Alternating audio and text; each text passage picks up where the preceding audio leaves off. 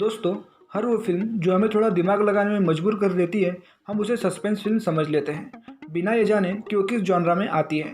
तो आज हम साइकोलॉजिकल थ्रिलर्स को समझने से पहले सस्पेंस और थ्रिलर के बीच का डिफरेंस समझेंगे। स्टैसी वुडसन के आर्टिकल के हिसाब से देखें तो सस्पेंस और थ्रिलर का डिफरेंस हम बहुत सिंपली समझ पाएंगे। अपने आर्टिकल में स्टैसी वुडसन कहती है कि suspense is about tension and what may happen and can be present in any genre. On the other hand, thrillers are about push and pull between the protagonist and the antagonist. जिस भी film में दो characters के बीच या फिर कहे कि hero और विलन के बीच पकड़ा पकड़ी या अनबन का खेल दिखाया जाता है, उस फिल्म को हम थ्रिलर फिल्म कह सकते हैं। थ्रिलर फिल्म में किस बात पर ज़्यादा फोकस किया गया है, उस हिसाब से डिसाइड किया जाता है कि वो फिल्म किस टाइप में फिट बैठेगी, जैसे कि action thriller, sci-fi thriller, crime thriller, medical thriller या फिर एरोटिक थ्रिलर। चलिए अब मेन टॉपिक पे आते हैं, यानी साइकोलॉजिकल थ्रिलर। जिस तरह एक्शन थ्रिलर में एक्शन पर फोकस किया जाता है और क्राइम थ्रिलर में क्राइम पर, उसी तरह साइकोलॉजिकल थ्रिलर में कैरेक्टर्स की साइकोलॉजी और उनके अनस्टेबल माइंड पर फोकस किया जाता है। साइकोलॉजिकल थ्रिलर्स में दिखाए गए कैरेक्टर्स या तो साइको हो सकते हैं, या फिर वो किसी मेंटल डिसऑर्डर से जूझ रहे होते हैं, या फिर उन्हें किसी चीज़ का ऑब्सेशन हो सकता है। उनकी हरकतों पर हमें कभी कभी गुस्सा भी आता है और कभी कभी उनके लिए हम बुरा भी फील करते हैं। डायरेक्टर जॉन मैडन कहते हैं कि साइकोलॉजिकल थ्रिलर फोकस करते हैं स्टोरी, कैरेक्टर डेवलपमेंट, चॉइस और मॉरल कॉन्फ्लिक्ट पर। इनकी वजह से जो फियर और एंजाइटी क्रिएट होती है, वो साइकोलॉजिकल टेंशन को बढ़ाती है। दूसरी ओर जेम्स विनफ्रे भी साइकोलॉजिकल थ्रिलर को सिर्फ एक सब जॉनरा नहीं बल्कि एक स्टाइल मानते हैं। वो कहते हैं कि अच्छे साइकोलॉजिकल थ्रिलर फोकस करते हैं एंटेगोनिस्ट की साइकोलॉजी पर, यानी निगेटिव कैरेक्टर्स की साइकोलॉजी पर, और वही से धीरे धीरे सस्पेंस बिल्डअप करते हैं।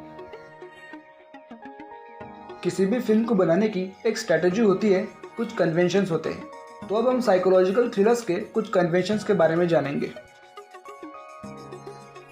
अगर आप अनुराग कश्यप की रमन राघव 2.0 फिल्म देखेंगे तो फिल्म की शुरुआत रमन्ना और पुलिस के एक कन्वर्सेशन से होती है।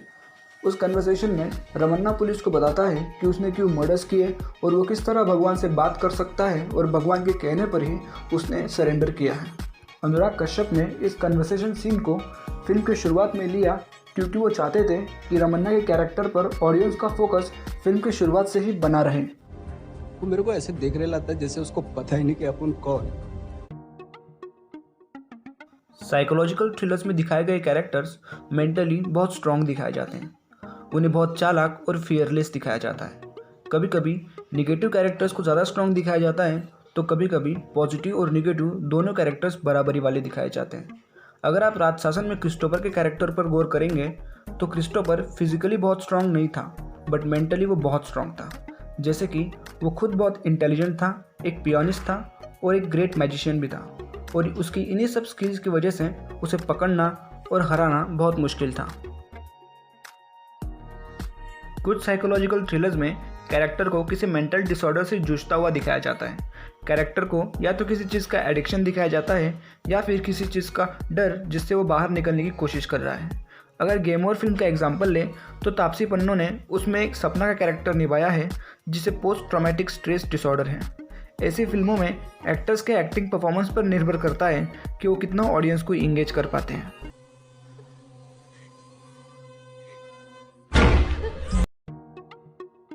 कुछ साइकोलॉजिकल थ्रिलर्स में दो कैरेक्टर्स के बीच, यानी प्रोटैगनिस्ट और एंटागोनिस्ट के बीच डिसेप्शन गेम्स दिखाए जाते हैं।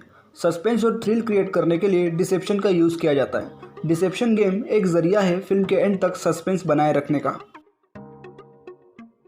साइकोलॉजिकल थ्रिलर में कैरेक्टर्स की बैक स्टोरी दिखाई जाती है। बैक स्टोरी के कारण ऑडियंस को कैरेक्टर्स के पास्ट के बारे में जानने का मौका मिलता है और उनके मोटिव को समझने का भी। बैक स्टोरी कैरेक्टर को ओपनली ऑडियंस के सामने रखती है। जैसे राजशासन में क्रिस्टोफर के बैक स्टोरी में हमें पता चलता है कि उसके साथ स्कूल में जो वायलेंस हुआ था, उसी की वजह से वो एक साइकोपैथ बन गया है। यह कोई साइकोलॉजिकल थ्रिलर का कन्वेंशन नहीं है, क्योंकि म्यूजिक तो हर फिल्म में इंपॉर्टेंट रोल प्ले करता है, पर एक perfect background music psychological thriller को एक ग्रेट सिनेमैटिक एक्सपीरियंस बनाने में बहुत यूजफुल होता है। और ऑडियंस में फियर और टेंशन क्रिएट करने के लिए भी बैकग्राउंड म्यूजिक बहुत इंपॉर्टेंट होता है, जैसे कि अंधाधुन की पियानो थीम, विक्रम वेदा की थीम, या फिर राजशासन की क्रिस्टोफर की ये थीम।